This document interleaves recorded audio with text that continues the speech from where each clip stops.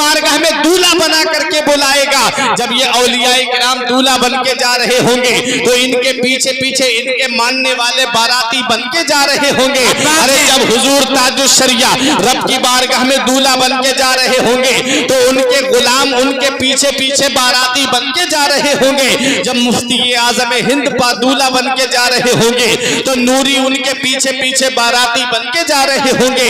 अरे जब हुज्जतुल इस्लाम रब की बारगाह में दूल्हा बन के जा रहे होंगे तो हामिदी उनके पीछे पीछे बाराती बन के जा रहे होंगे।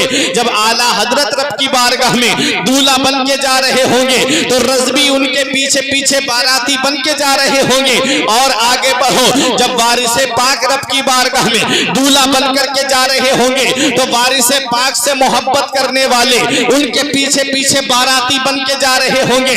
और आगे बढ़ो, जब साबिरे पाक कलियरी रब की बारगाह में दूल्हा बन के जा रहे होंगे तो साबिरी उनके पीछे पीछे बाराती बन के जा रहे होंगे। अरे जब महरेरा शरीफ के आले रसूल रब की बारगाह में दूल्हा बन के जा रहे होंगे तो आले रसूल से मोहब्बत करने वाले उनके पीछे पीछे बाराती बन के जा रहे होंगे। जब बिलगिराम शरीफ की सरजमीन पर हुजूर साहिब दावत सुगरा रब की बारगाह में दूल्हा बन के जा रहे होंगे तो उनके गुलाम उनके पीछे पीछे बाराती बन के जा रहे होंगे।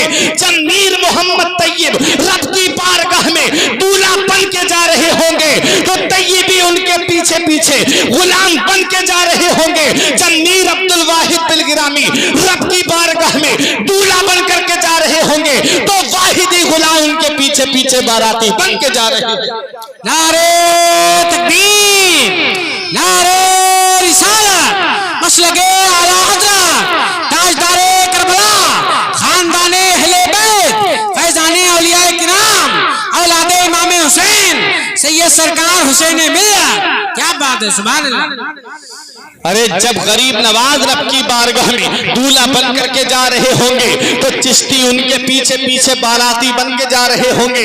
जब जुनैद बगदादी रब की बारगाह में दूल्हा बन के जा रहे होंगे तो जुनैद बगदादी से मोहब्बत करने वाले उनके पीछे पीछे बाराती बन के जा रहे होंगे। जब तारिकुस सल्तनत मखदूम अशरफ जहांगीर सिमनानी रब की बारगाह में दूल्हा बन के जा रहे होंगे तो उनके सच्चे गुलाम उनके पीछे पीछे बाराती बन के जा रहे होंगे। जब गौसे आजम रब की बारगाह में दूल्हा बन के जा रहे होंगे तो कादरी गुलाम उनके पीछे पीछे बाराती बन के जा रहे होंगे। दूल्हा बनाए जाएंगे जब गौस हश्र में दूल्हा बनाए जाएंगे, जब गौस हश्र में हम कादरी भी जाएंगे उनकी बारात। सुभान अल्लाह, सुभान अल्लाह। हम कादरी भी जाएंगे उनकी बारात में। फरिश्तों रोकते क्यों हो हमें जन्नत में जाने से? ये देखो हाथ में दामन है किसका? गौसे आजम का। सुभान अल्लाह। ये देखो हाथ में दामन है किसका? गौसे आजम का। हजरात, तो औलियाए किराम जो होते हैं वो परहेजगार होते हैं, मुत्तकी होते हैं। औलियाए किराम अपने रब के फरमान पे अमल करने वाले होते हैं, रसूल की सुन्नतों पे अमल करने वाले होते हैं। ये पैगाम ताजुश शरिया कॉन्फ्रेंस है। आओ मैं आपको बता दूं ये औलियाए किराम कौन होते हैं, फिर आपको ताजुश शरिया का पैगाम मैं दे करके आपके सामने से रुखसत हो जाऊं। हजरात, ये औलियाए किराम को जो इतना बड़ा मनसब मिलता है, जो इतना बड़ा मकाम मिलता है, ये मकाम कैसे मिलता है? हदीस कुदसी है। रब इरशाद फरमाता है, रब ने इरशाद फरमाया कि मेरे बंदे नवाफिल के जरिए मेरा कुर्ब हासिल कर लेते हैं। हजरात, वो रातों रात रब की इबादत करते हैं, वो रातों रात अपने रब को याद करते हैं। हजरात, जिन गौसे आजम के नाम का हम खुतबा पढ़ते हैं, जिन गौसे आजम की बारगाह में हम खिराज अकीदत पेश करते हैं, कभी मेरे गौस की हिस्ट्री पे गौर कर लिया करो, कभी मेरे गौस की जिंदगी मुबारका पे गौर कर लिया करो। मेरे गौस के एक मुरीद का कहना है कि 40 साल तक मैंने देखा है कि गौसे आजम ने इशा के वुजू से फजर की नमाज को अदा किया है। 40 साल इस हाल में गुजारे हैं गौसे आजम ने कि इशा की नमाज के लिए आप वुजू करते, पूरी रात अल्लाह की इबादत करते, पूरी रात आप नमाज पढ़ते और फजर की नमाज उसी वुजू से अदा फरमाते थे। 40 साल ये पीठ गौसे आजम की बिस्तर से नहीं लगी। आज गौसे आजम के गुलामों का क्या हाल है? 5 वक्त की नमाज गायब है और शान से कहते हैं कि हम गौसे आजम के गुलाम हैं। गौसे आजम से सच्ची मोहब्बत यही है कि गौसे आजम ने जिन कामों को करने का तुम्हें हुक्म दिया है उन कामों को करो, जिन कामों से मना किया है उन कामों से रुक जाओ। देखो गौसे आजम की जिंदगी कि आपने 40 साल तक इशा के वुजू से फजर की नमाज को पढ़ा। गरीब नवाज रजी अल्लाह तआला अन्हु ने तकरीबन 37 या 35 साल तक इस हाल में गुजारे कि पूरी पूरी रात अल्लाह की इबादत करते थे। ये पीठ आपकी बिस्तर से नहीं लगी। ये अल्लाह वाले हैं जो पूरी पूरी रात जाग करके अपने रब को याद करते हैं। ये अल्लाह वाले हैं जो पूरी पूरी रात इबादत में खड़े रहते हैं। और आज उनके मानने वालों का हाल ये है, मस्जिदें देखो तो हमारी वीरान हो गई, मदरसे देखो तो आज हमारे वीरान हो गए। आज मुसलमानों का हाल कि मुसलमान अपनी दीनी मदारिस से दूर हो गया, आज मुसलमान अपनी मसाजिद से दूर हो गया। उसके बाद ये दावा करते हैं कि हम नबी के गुलाम हैं, हम नबी से सच्ची मोहब्बत करने वाले हैं। अगर नबी से सच्ची मोहब्बत होती तो पांचों वक्त अपने बिस्तर पे सो करके नहीं गुजारता, अपने नबी की मोहब्बत में मस्जिद में आ जाता। अगर नबी से सच्ची मोहब्बत होती तो आज दरसगाहें तुम्हारी सूनी नहीं होती। आज नबी से सच्ची मोहब्बत होती तो आज मदारिस तुम्हारे सूने नजर नहीं आते। आज हमने देखा है अभी चंद साल पहले जब लॉकडाउन लगा था तो हाल क्या हो गया था, मुसलमानों का हाल ऐसा बन गया था कि जहां से रोजी आने के जरिए थे मुसलमानों ने वहां पर जो है वो रोक लगानी शुरू कर दी। जैसे मसाजिद के अंदर अइम्मा किराम की तनख्वाह को आधा कर दिया गया कि मौलाना साहब हम ये तुम्हारी तनख्वाह कहां से देंगे।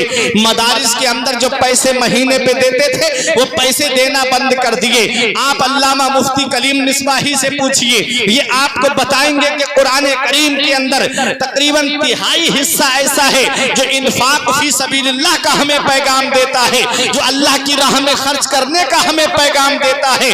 आज हम देखा जाता है मुसलमानों की शादियां देखो तो हजारों लाखों रुपये हराम कामों में मुसलमान लुटा देता है। नाचने वाली रक्कासा को ला करके घर के दरवाजों पे नचवाया जाता है, हजारों रुपये मुसलमान उसमें खर्च कर देगा।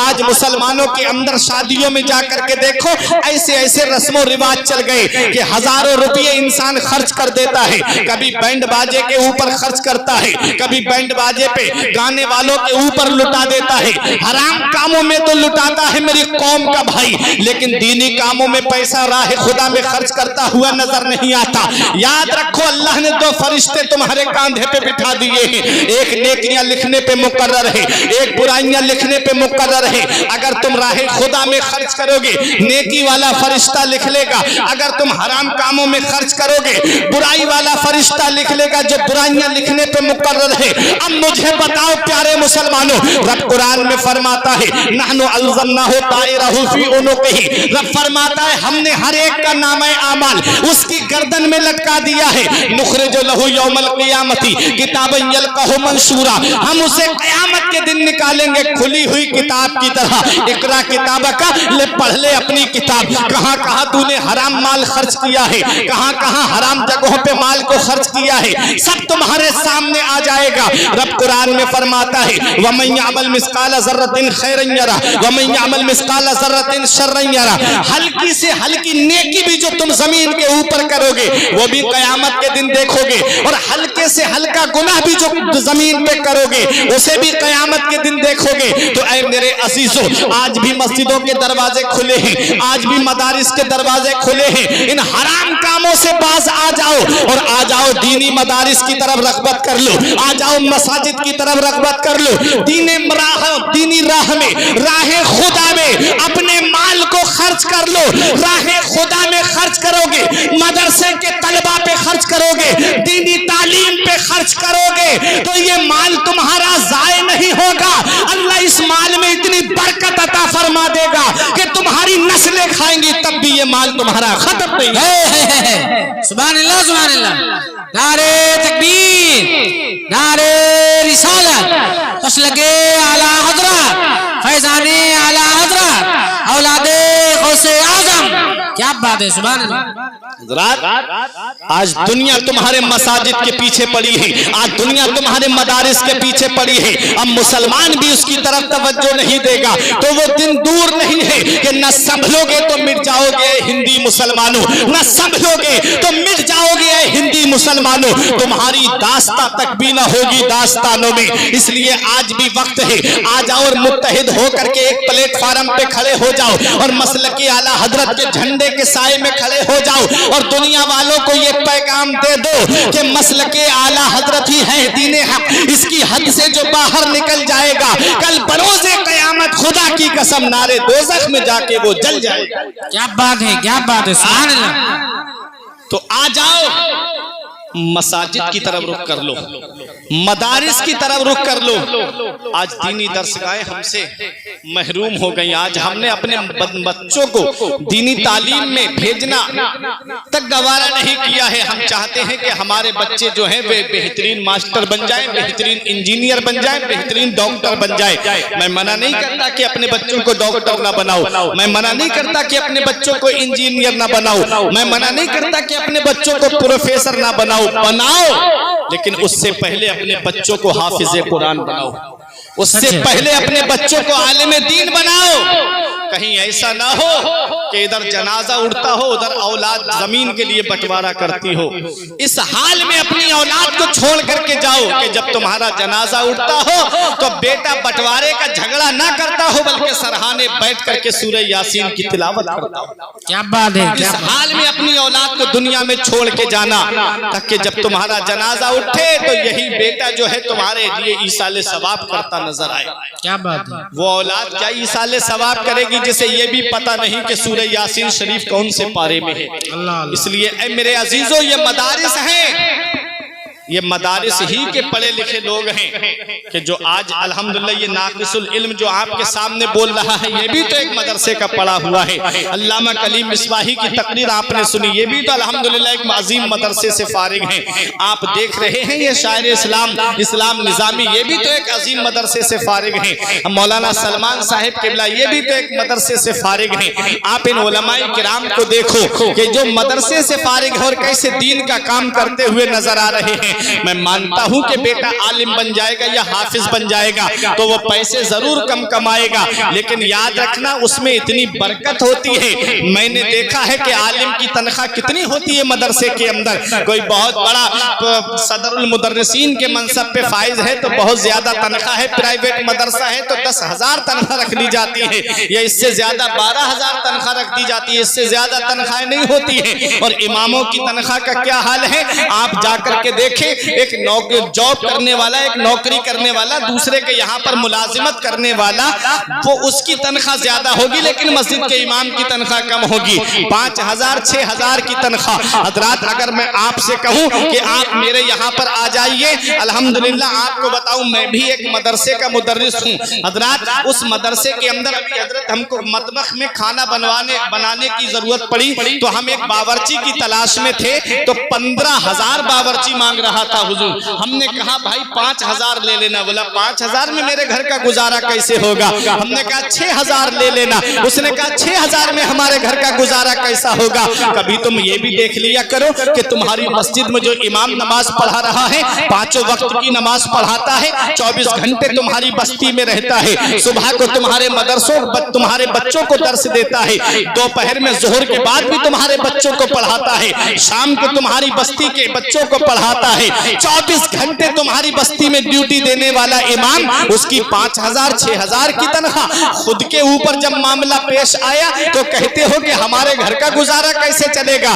5,000 6,000 की तनख्वाह में हम कैसे अपने बच्चों का पेट पालेंगे? कभी इमाम के ऊपर भी गौर कर लिया करो, क्या उसके बच्चे नहीं हैं? क्या उसकी बीवी बच्चे नहीं हैं? क्या उसके घर के खर्चे नहीं हैं? क्या उसके बच्चों का दिल नहीं होता किसी चीज को खाने का? क्या उसके बच्चों का दिल नहीं होता है कि कोई ग़िज़ाएं खा लिया करें। हजरात कभी कभी गौर कर लिया करो, आज होता क्या है, जरा जरा सी बात पे इमामों के पीछे खुराफात करनी शुरू कर दी जाती है कि मैं इस इमाम के पीछे नमाज नहीं पढ़ूंगा, इमाम साहब फला घर पे बैठे थे, मैं इसके पीछे नमाज नहीं पढ़ूंगा, इमाम साहब जा रहे थे मुझे सलाम नहीं किया। अरे इमाम सरदार होता है, तू ही अपने इमाम को सलाम कर लेता। हजरात नबी फरमाते हैं, मदीने वाले मुस्तफा का फरमाने आलीशान है, तीबुल कलाम इतामुत ताम व इफ्शाहुस सलाम, मोहब्बत से बात करना बेहतरीन अमल है, भूखों को खाना खिलाना बेहतरीन अमल है, और सलाम को फैलाना ये बेहतरीन अमल है। इमाम साहब ने अगर सलाम नहीं किया, तू ही अपने इमाम को सलाम कर लेता, ये फरिश्ते पहले तेरे नामे आमाल में नेकियां लिख देते। सुभान अल्लाह, सुभान अल्लाह। हुआ क्या, जरा जरा सी बातों पे इमाम साहब के पीछे खुराफात करनी शुरू। कोई शरई खामी भी नहीं होती, कोई शरई गलती भी नहीं होती, फिर भी इमामों के पीछे जो है खुराफात करनी शुरू कर दी जाती है। याद रखो, जो इमामों को सताता है, जो इमामों के पीछे खुराफात करता है, उम्मीद है कि उसका खात्मा ईमान पर ना हो। अल्लाह अल्लाह अल्लाह। इसलिए ऐ मेरे अजीजों, बचो इन चीजों से, नमाज पढ़ो, अल्लाह की इबादत करो, इमाम साहब से मुसाफा करो, हाथ चूमो अपने इमाम के, और आकर के अपने घर पे रहो, इमाम से मोहब्बत करते रहो। नबी फरमाते उगदू आलिमन औ मुतअल्लिमन औ मुस्तमिअन औ मुहिब्बन फला तकुनिल खामिस फतहलिक। नबी ने फरमाया, तुम सुबह इस हाल में करो कि तुम आलिम हो, या तो तुम आलिम बन जाओ, और अगर आलिम ना बन सको औ मुतअल्लिमन तो इल्म दीन हासिल करने वाले बन जाओ। क्या बात है, तालिबे इल्म बन जाओ, और जो तालिबे इल्म होता है उसकी शान बहुत बुलंद होती है। आलिम का तो मकाम है ही बहुत बुलंद, आलिम का मर्तबा है ही बहुत बुलंद। नबी फरमाते हैं, फजलुल आलिम अलल आबिद का फजली अला अदनाकुम। नबी ने फरमाया, आलिम की फजीलत आबिद के ऊपर ऐसी है जैसे मेरी फजीलत तुम में सबसे अदना के ऊपर। वाह वाह वाह वाह। आलिम का तो मकाम ही बुलंद है। अगर आलिम नहीं बन सकते तो तालिबे इल्म बन जाओ, और तालिबे इल्म दीन हासिल करने वाले की शान क्या होती है। नबी फरमाते हैं, मन सलका तरीकन यल्तमिसु फीहि इल्मन सहलल्लाहु तरीकन इलल जन्नह। जो इल्म हासिल करने के लिए रास्ता चलता है, अल्लाह ताला उसके लिए जन्नत का रास्ता आसान फरमा देता है। सुभान अल्लाह, सुभान अल्लाह। आगे मदीने वाले मुस्तफ़ा ने एक हदीस पाक में फरमाया, उतलुबुल इल्मा मिनल महदी इलल लहद। इल्म दीन हासिल करो माँ की गोद से कब्र की गोद तक। कोई कैद नहीं है कि आप, अब बुजुर्ग लोग जो नमाज याद नहीं करते उनसे कहा जाए नमाज याद करो, कहते हैं अब हमारी उम्र कहाँ रही। नबी फरमा रहे, इल्म दीन हासिल करो माँ की गोद से कब्र की गोद तक।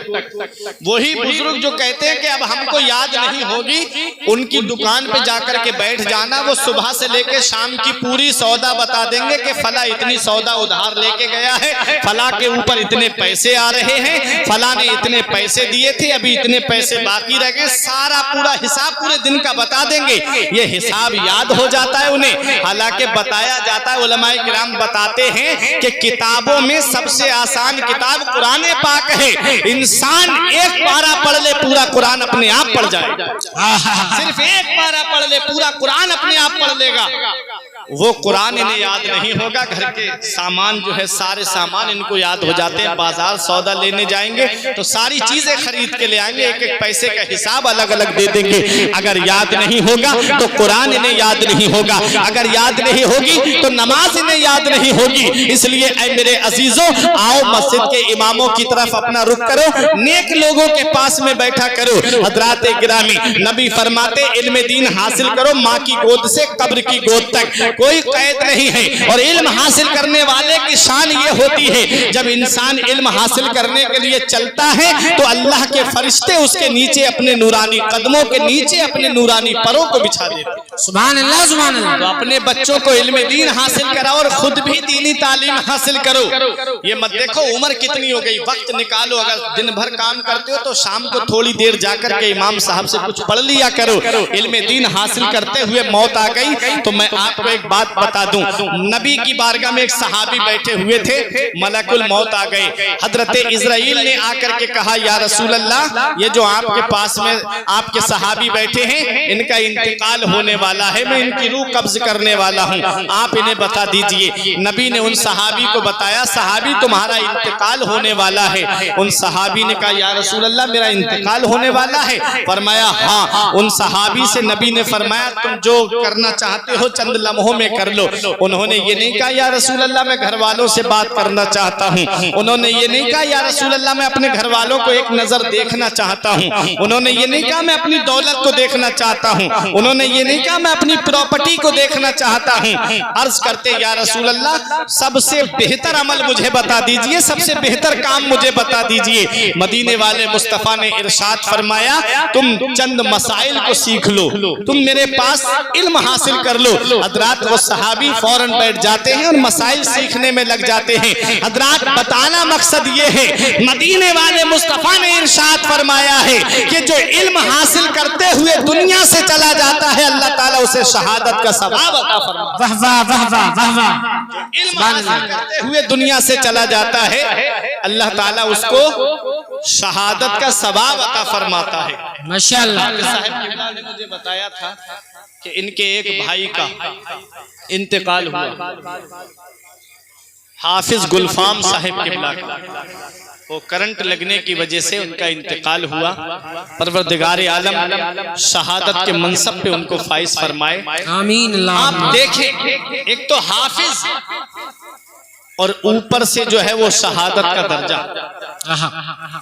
और हाफिज की शान क्या होती है, हाफिज का मकाम क्या होता है? एक हदीस पाक सुन लो, नबी फरमाते हैं, युकालु ले साहिबिल कुरान इक़रा वरतकी वरत्तिल कमा कुंता तुरत्तिलु फिद दुनिया फ इन्ना मंजिलका इंदा आखिर आयतिन तक़रऊहा।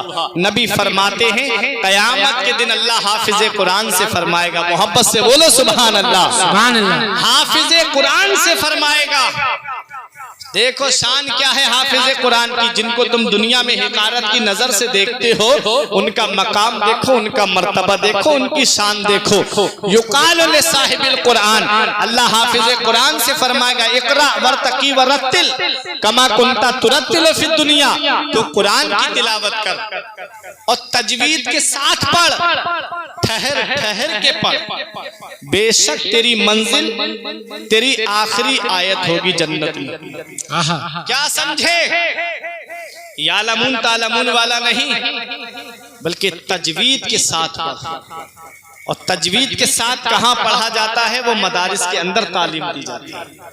एक एक हर्फ को कहाँ से अदा किया जाता है, ये तालीम कहाँ मिलती है? हमें मदरसों के अंदर मिलती है। तो कुरान को ठहर ठहर के पढ़ना चाहिए, तजवीद के साथ पढ़ना चाहिए। हज़रात अब देखो, नबी फरमाते, अल्लाह हाफिज कुरान से क़यामत में फरमाएगा, तो कुरान की तिलावत कर, ठहर ठहर के पढ़, तजवीद के साथ पढ़।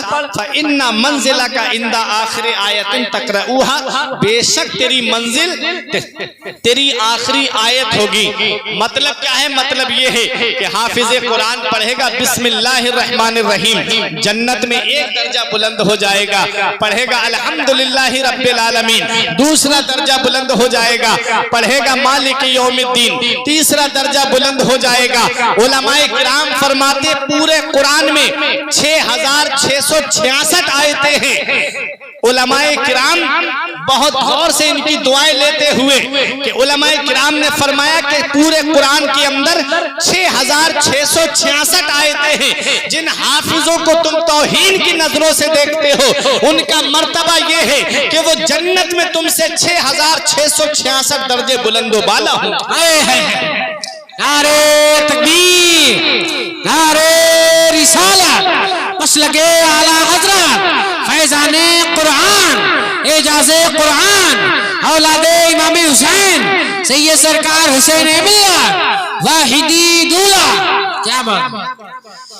6666 दर्जे बुलंद होगा हाफिज, और उसका मर्तबा जन्नत में इतना बुलंद वाला होगा। अब मुझे बताओ, अगर बेटा दुनिया में डॉक्टर बन गया, इंजीनियर बन गया, प्रोफेसर बन गया, तो वो पैसे तो कमा सकता है, लेकिन वो ताज तुम्हें नहीं दिला सकता जो एक हाफिज कुरान के माँ बाप को अल्लाह कयामत में अता फरमाएगा, जो एक आलिम दीन के माँ बाप को अल्लाह कयामत में वो ताज अता फरमाएगा कि मन क़राअल कुरान व अमिला बिमा फीह यल्बिसु वालिदाहु ताजन यौमल क़ियामति दौहु अहसनु का दौइ शम्स। नबी फरमाते जो कुरान पढ़े और उस पर अमल करे, अल्लाह ताला कयामत के दिन उसके माँ बाप को ऐसा ताज अता फरमाएगा जिसकी रोशनी आसमान के चांदो सूरज से भी ज्यादा हो। क्या बात है। ये मकाम है इल्म दीन हासिल करने वालों का, ये मकाम है हाफिज और आलिम के माँ बाप का। तो सोचो कि इनका मकाम क्या होगा, जो आलिम होगा, जो हाफिज होगा, फिर उसका मकाम क्या होगा। ये माँ बाप की शान है कि अल्लाह ताला हाफिज और आलिम के वसीले से उनको ऐसा ताज देगा जिसकी रोशनी आसमान के चांदो सूरज से ज्यादा होगी। तो फिर इन हाफिज और आलिमों का मकाम और मर्तबा कितना बुलंद होगा। माशाअल्लाह, सुभान अल्लाह। तो अपने बच्चों को दीनी तालीम की तरफ रग़बत दिलाओ, दीनी तालीम दो, फिर उसके बाद चाहे डॉक्टर बनाना, चाहे इंजीनियर बनाना, चाहे मास्टर बनाना। जब बच्चा दीनी तालीम हासिल किए होगा, जब उसके सीने में कुरान और हदीस का इल्म होगा, तो वो डॉक्टर बनेगा, तो वो किसी के ऊपर नाजायज जो है वो दबाव पैसे का नहीं डालेगा, बल्कि उसके ऊपर जो है उसके ऊपर शरीयत का दबाव पड़ा हुआ होगा कि गरीबों की मदद करना, गरीबों के काम आना। हजरात, इसलिए अपने बच्चों को पहले दीनी तालीम दो, फिर उसके बाद में दुनियावी तालीम से उन्हें आरास्ता करना। इसीलिए मैं कहता हूँ बख्शिश की राह मोमिनो आसान बना लो, अपने लिए निजात का सामान बना लो। दुनिया की किताबों पे नजर बाद में रखना, बच्चों को पहले हाफिज कुरान वाह वाह वाह, सुभान अल्लाह। पहले अपने बच्चों को दीनी तालीम दो। ये मदरसे हैं जिनकी तरफ रग़बत कैसे कम हुई वो आज मैं आपको बताता हुआ चलूं।